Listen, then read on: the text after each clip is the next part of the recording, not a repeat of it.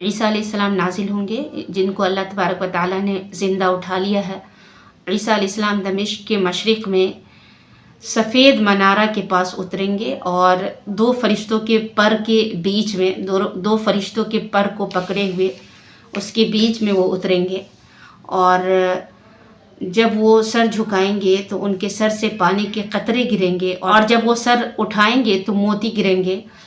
اور ان کی خوشبو جو ہے کوئی کافر نہیں پائے گا، کوئی اس وقت کافر نہیں رہے گا، یا تو مسلمان ہو جائے گا یا کافر مر جائے گا۔ یہ اللہ تعالیٰ کی خاص نشانیاں ہیں۔ پھر وہ